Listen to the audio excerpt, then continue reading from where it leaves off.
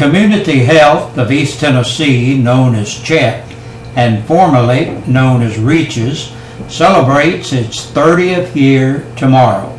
The celebration is highlighted by the dedication of CHET's new community health clinic, which is located behind the CVS. Ceremonies are set for noon tomorrow and are open to the public. We would like to invite everyone to attend our open house tomorrow at our new facility at 130 Independence Lane. It's Community Health of East Tennessee's clinic, and we're also celebrating 30 years of existence. In addition to that, we're celebrating National Health Center Week, and we would just like to invite everyone to come in and meet our providers, take tours of our facility, share some refreshments with us, and have a good day.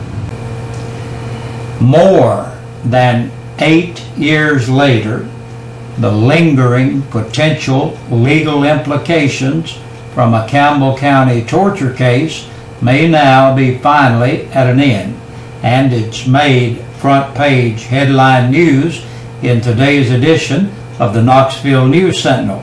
You may recall in 2004 when 5 Campbell County Sheriff's Department deputies tortured a White Oak drug dealer in a 2-hour attack that was most all recorded on audio tape. The Sentinel reports that court records indicate that time has run out for Lester Seiler and his wife Jenny for a potential very profitable civil rights lawsuit. That's mainly because the Seilers' attorneys were foot-dragging and waited too long in serving necessary paperwork in the cases. According to the News Sentinel, both a state and federal judge have tossed out civil rights lawsuits filed by the Seilers against the deputies. In the attack, Lester Seiler had his head dunked in a fish tank, a battery charger was attached to his body, and a gun was pointed at his head. Senior Judge Walter C. Kurtz tells the Knoxville News Sentinel in a written ruling from earlier this week that the court does not lightly dismiss a case. Kurtz's ruling goes on to say that plaintiffs were given multiple opportunities in this case and that plaintiffs and their counsel were already on a thin thread.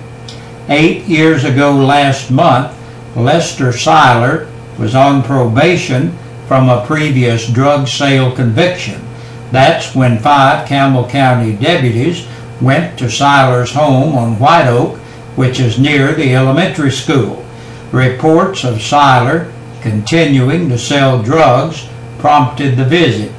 Officers Joshua Monday, Gerald Weber, William Carroll, Shane Green, and Sammy Franklin all served prison time.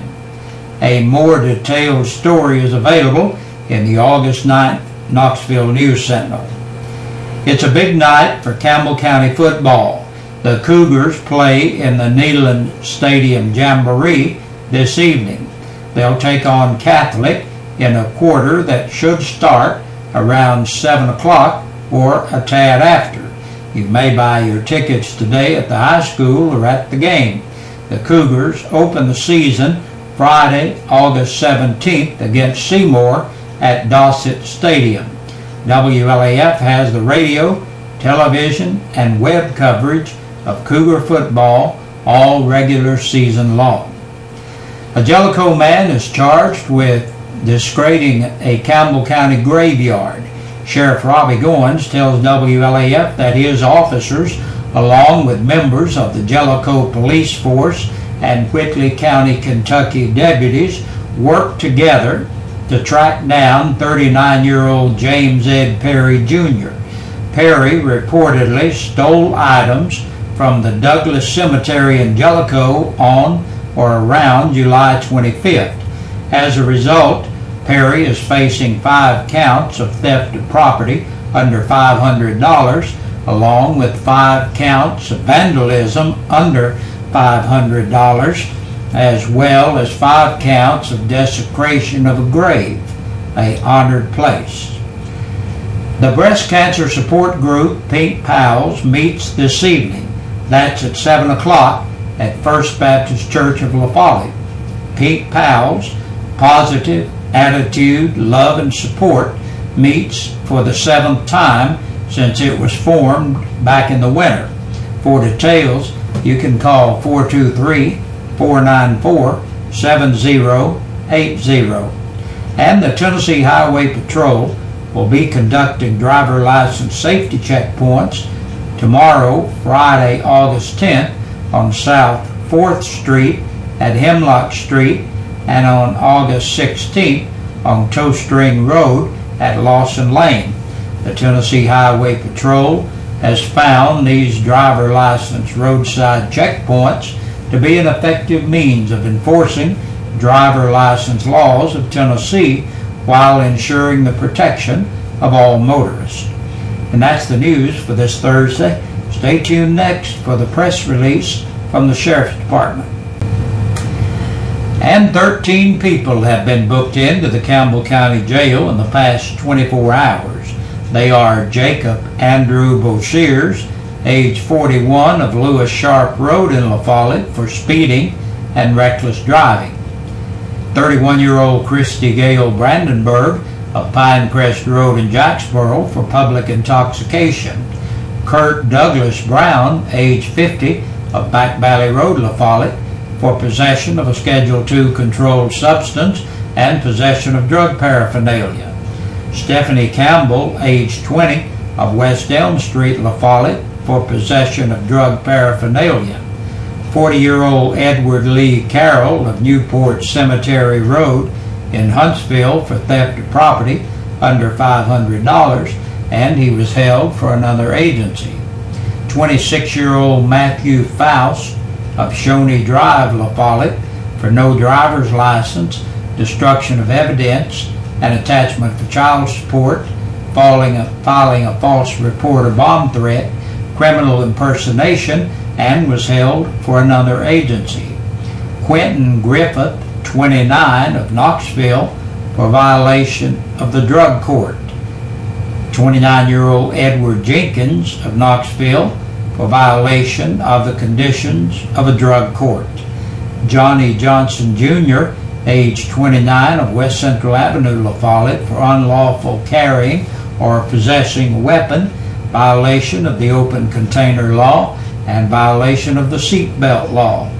20-year-old Samantha Brooke Marlowe of Bertha Lane, La Follette, for possession of a Schedule II controlled substance, possession of drug paraphernalia, and destruction of evidence.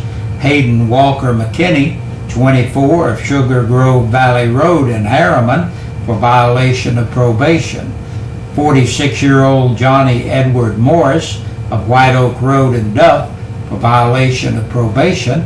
And last today, Sean Paul Spurlock, 37, of Parkersburg, West Virginia, for theft of property under $500. And that's our news for this Thursday. Thank you for joining us. Have a good evening. Be sure to join us back here tomorrow for the end of the week edition of the news. We sing happy birthday to you, and may all your dreams come true. Happy, happy birthday. Oh, This is your birthday song. oh, Celebration all night long. May all you Good evening, and thank you for tuning in to WLAF News at 5:30. I'm Lori Leach. It's time now to announce birthdays and anniversaries for this Thursday afternoon. It's all brought to you by Eastside Pizza and Deli, located in the Food Line Shopping Center.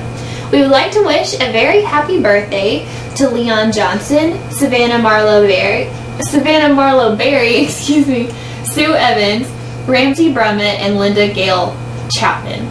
Now, everybody I just mentioned is qualified to win a dinner for two from Eastside Pizza and Deli. Now, the couple celebrating their wedding anniversary celebrated their anniversary back on Sunday, August 5th, and that was JB and Sarah Monday, who celebrated their 51st wedding anniversary. Now, that couple is also qualified to win a dinner for two from Eastside Pizza and Deli. Let us know who's celebrating a birthday or anniversary in your world. Just call us at 562-1450. That's it for birthdays and anniversaries. Thanks for joining us this evening. We invite you to stay tuned. Your news continues after this.